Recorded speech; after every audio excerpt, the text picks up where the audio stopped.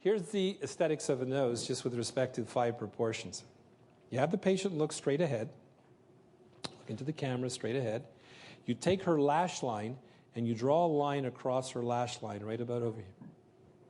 Let's take a look. Yeah, I'm pretty close over there. If she was a male, I'd do it at a tarsal fold about over here. Asians and if you're dealing with an Asian patient, then you have no fold to work with, then you do it halfway between the lash line and the orbital rim for a male. Okay? That should be from here to the base of the nose, and length should be 1.618 of her intercanthal distance. We're going to take a look at her intercanthal distance over here. And we're going to see if we turn her, I think this way would probably show, there we go. We're going to take a look, and we're going to see that her length is not bad at all. I'm sorry if I hurt you there. Her length isn't bad at all. It's about 1.618.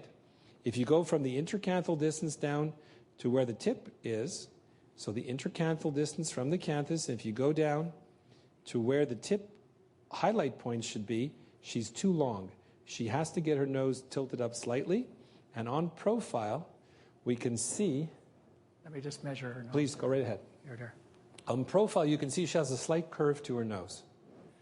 So what are we going to do? We're also her nasal labial angle is 80 degrees. Right. So she's a little acute there. Well, we're going to do some stuff over here. We're going to try to do some interesting stuff. What do you think about the base of her nose as far as width goes?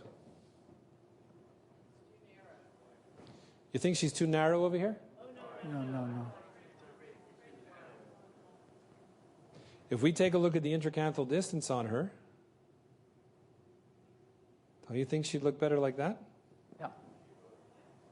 If she was a little narrower, can we narrow the nose? It's a tough thing to do, but we're going to try. Okay.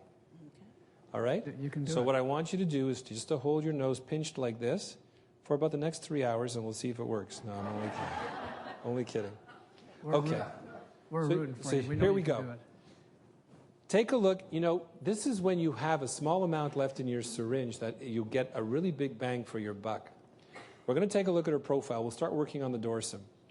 Injections in the nose in the midline are the safest. You want to stay midline down the dorsum of the nose into the tip and onto columella, because the arteries are located laterally as the lateral dorsal arteries of the nose. There can be an intercanthal artery joining the two. You might catch that. But it's all about what when you stick a needle in? Absolutely. You must inject on cartilage or on bone. There is no in-between. I don't like to inject into skin of the nose because it's all end arteries, and that's where you're going to get into a trouble where you can cause a little bit of an ulcer and you'll get a divot or a contour defect in the nose, which are very difficult to correct, like the patient had a small basal cell that you scooped out. If you stay midline, if you're looking at the nose, it goes skin, subcutaneous tissue, muscle. Then there's what they call a fibrovascular layer that has all the arteries and veins in them.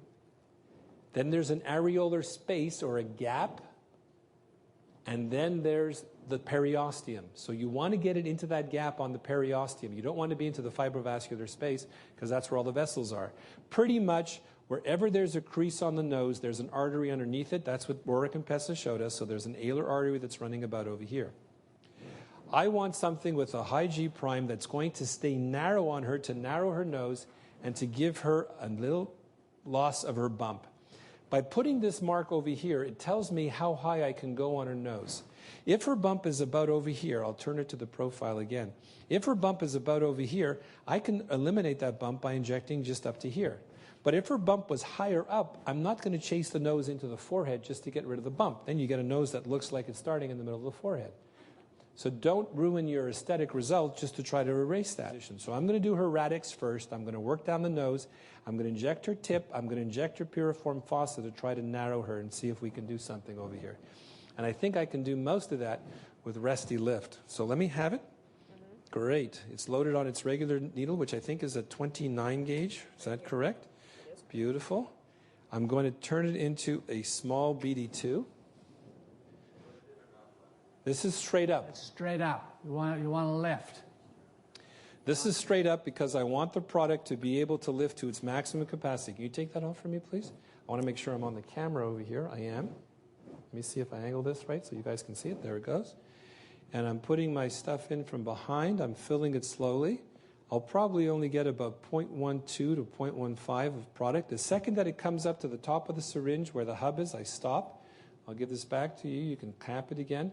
I'll take my sterile plunger, and now you can see as I'm advancing how the air is going out in front of me, and I have 0.16, exactly what I wanted. Excellent. We were lucky there. Okay, I'm going to turn her head sideways so you guys can see this. My injection is going to be midline, and I'm going to stay in the midline on bone. Yeah, just clean Bet you have the, she's cleaning already. She knows me already. Okay. I'm looking for a dry sponge in case we hit something, which we shouldn't. And here we go. Anytime I inject when I'm going down onto bone, this is really high. So, can you see this? Yes, you can.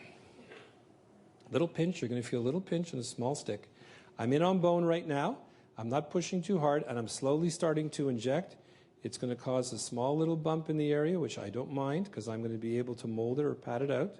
I've now injected about 0.05 of product, and I release it. You can see that little bump, and I'm going to pat it down. All right. Next injection is going to be, I do vertical injections all the way down. You can use a cannula going this way, but I'm telling you, I think that's where they got into trouble, was that they were slightly off center, and they would catch the artery, which was fixed over there because the skin was thicker. Did I hurt you there, by the way? No. I'm sorry. There's some American videos going around, too, showing the cannula using a 22-gauge needle or 22-gauge cannula, and I would highly recommend you use this technique. Vertical technique. It's like a fine paintbrush. It's accurate. It gives you the results you want. Less trauma. The patients hardly feel anything. And it just gives great results. When you drive a car, you're looking at your steering wheel or you're looking at the road? When I'm injecting, am I looking at what's in my syringe or am I looking at what's happening to the skin where I'm injecting it? Always keep your eye on the road. I'm looking to see if there's any blanching, if she's going to complain of any pain, and I'm looking to see what kind of lift I'm getting to understand when I should pull my needle out. People have a tendency to look at the syringe and say, okay, that's 0.1, but if you do that, you're going to take your eyes off the road, you're going to get into an accident. We're almost there. She needs just a teeny bit more here where I was before. Right there. Yeah. Now, because I'm injecting into an area that I previously injected, she's now dilated because of the lidocaine. I don't want to cause a bruise, but I'm wondering if we'll see a drop of blood. We were lucky we didn't, but I'm going to do this. Whenever you do the radix of a nose, you put a little pressure on with your thumb and your index finger. Why? Because the natural, tell them about the natural curve over here from Brown. Well, the natural tendency is for it to splay if you don't, one thing, and you want to actually lift. So you want to lift it up. And so lifting is the product plus how you hold it. And if you take a look at the way the natural curve goes over here, frontal curve. It's a curve, and the curve happens to fit perfectly into your thumb and index pulp. So that's your Da Vinci signature is doing this. This is your signature that you did this nose. If they end up with two straight lines over here like Avatar, you haven't done them any good. Now, all these fillers now, we come from the era where we didn't have any anesthetic in them, so now all the fillers except for, I think there's a couple that don't have any anesthetic, and that's probably good for patients. But the bad thing about fillers with anesthetics is they have an anesthetic. So after, they can feel numb and feel a little odd and have the issues with repeat injections with no epinephrine that we've all learned, so... Yeah, so when you do these injections, what I always do, it's a little hard with this table, is I get the patient to sit with their nose tilted up just a bit like this, and what I'm looking at is the light reflex going down her nose to make sure that I'm seeing two lines that are going straight. If you're getting this, then you're off. Whenever you do any type of injections in cheek or any midline structures where you're asking for a projection, always check the patient from above. So what he's looking for also is what's called the nasal aesthetic lines. There's two lines that go on each side that give that nice light reflex in the middle. Right, Arthur? Is that what you're talking about? Absolutely. And if we take a look at her on profile now, that bump that she had is gone. Okay? Of course, you don't treat the bump. You avoid the bump.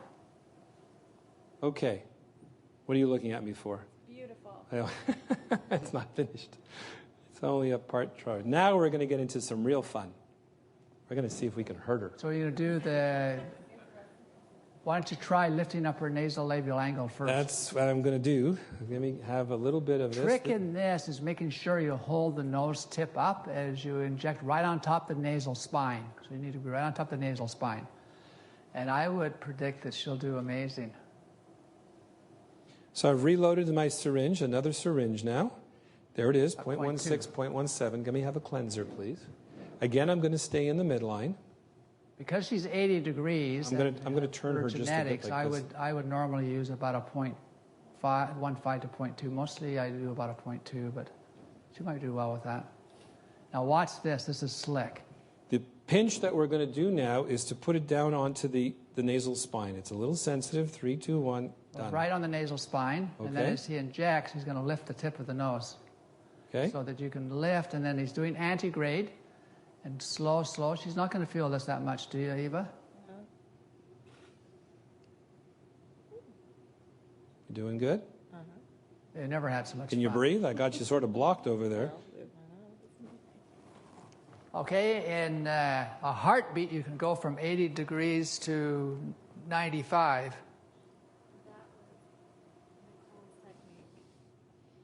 I wish you could have seen that. I'm still using, well, Restylane Lift, which is Perlay.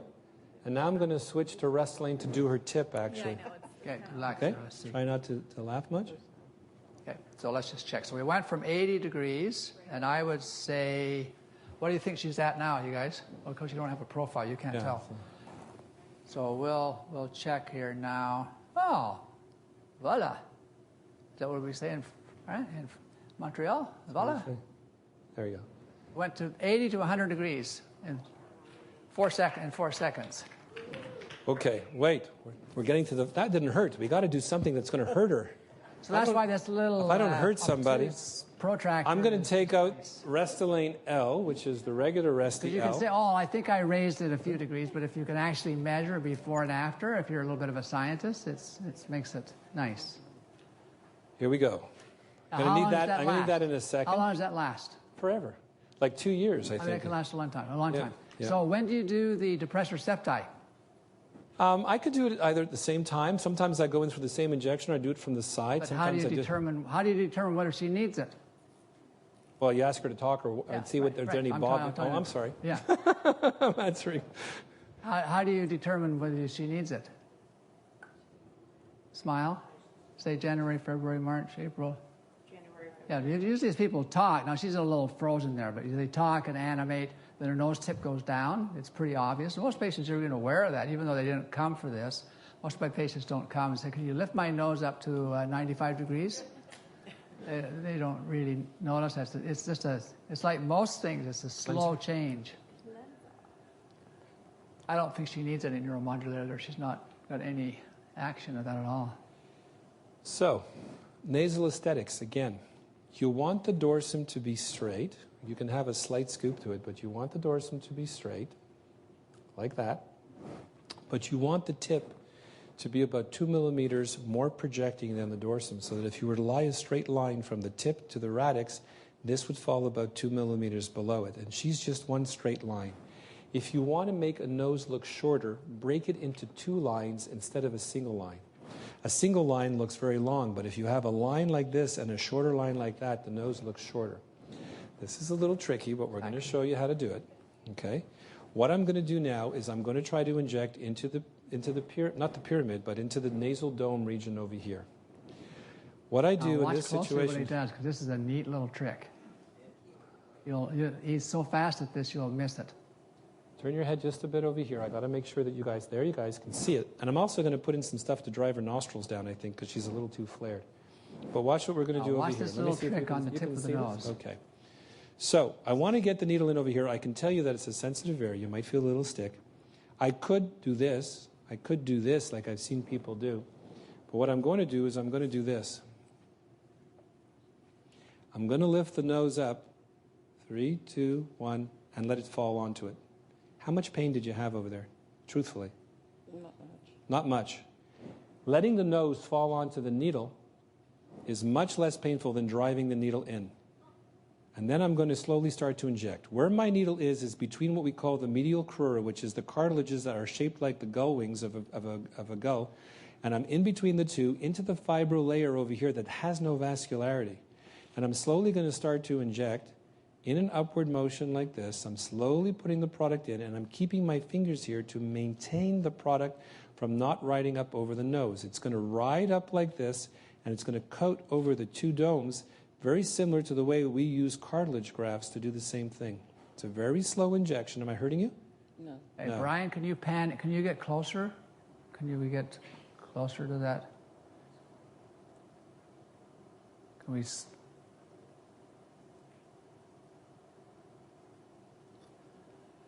I'm constantly looking at the tip of the nose to make sure that I'm not getting any blanching or whatever the story is over here.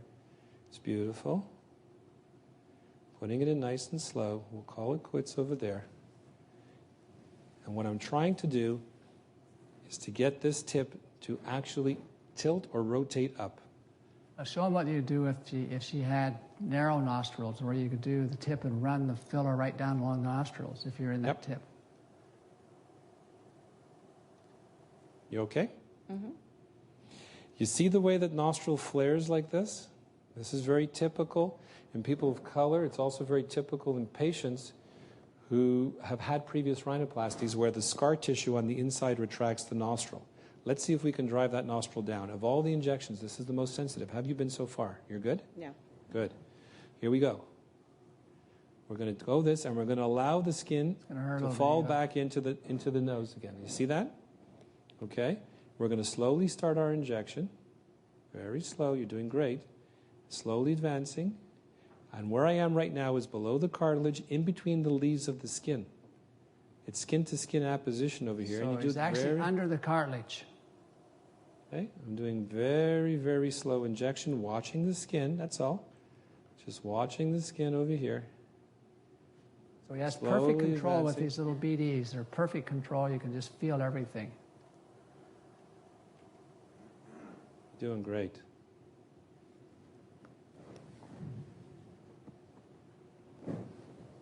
Let's pan out. Yeah, just pan back out, Brian. That's good. See, the nose looks narrower, and we've driven this thing down a little bit over here. Okay? We're going to add in, there we go. We're going to add in a little product on the other side, and when I want to finish this off now, I'm going to take the Resty Lift on the 29-gauge needle, and I'm going to do that How much you piriform got in there? injection that I told you about before. Do you see the difference already in the nose? Kid's name, so that's okay. That's perfect. Perfect. Okay, here we go. You want some more Resty in that DD2s? Yep, and I'm going to use this. Is this nice and sharp? I haven't. Okay, we're at the last painful injection, and so far I hope we haven't exceeded 2 or 3 out of 10, maybe 4. We need some What more. would you say? Two. 2 out of 10. This is Restylane. And tip of the nose, 2 out of 10. I mean, you guys are stoic. I need Restylane L. I need a dry sponge here. Here we go. Okay, let's not get any bruising or bleeding. We've been sort of 100% so far. Rock and roll. That Restylane L. You got L? I have to inject her piriform region because I want to lift up the corner of the nose and narrow it a bit over here, and I also want to blunt out this area. What do I worry about?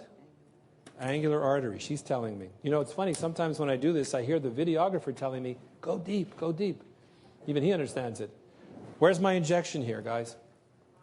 On the bone. Thank you, because I would have hurt her otherwise. I'm aiming for the opposite commissure. Do you see this? I'm aiming for the opposite commissure. I'm coming down and away from the angular artery. I'm going to spread her out a little bit, and I'm going to fire it in. I have to feel bone. It says Restylane L. I can't get any deeper. I'm sorry, that's true. yeah. I have to feel bone. Can you see it? Thank you for telling me that, because I'm having trouble. He doesn't have a mini, though. Monitor behind me, I can't see it. I have to feel bone. I have to be angled. I might be through the artery. That's why I have my little pad waiting over here. And I slowly start to fill over here. Transfer. We'll use it up because we'll just transfer. And I'm going to do the Canadian thing by building a snowman. I'm going to put a little bit of product in over here, nice and slow. That's fine.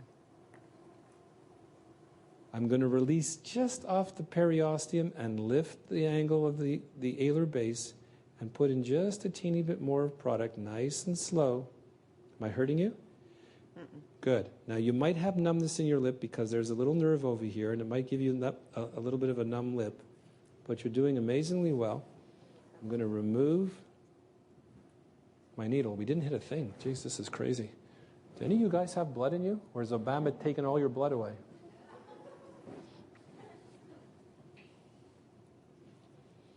I'm going to hold a little bit of pressure over here, okay?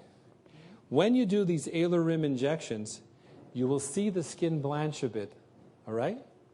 That's typical. Don't get nervous. You just do a little bit of massage. Any nose that you inject in your practice, you keep the patient there for 15 minutes afterwards. Give them some ice, and you check them before they leave so you can sleep and they can sleep at night. It's a very easy thing to reverse with hyaluronidase. Chances are you won't have to do it because you're injecting slowly. There we go. Okay. Let me tilt your head up a bit over here. Yeah, awesome. Here's your... I'm sorry?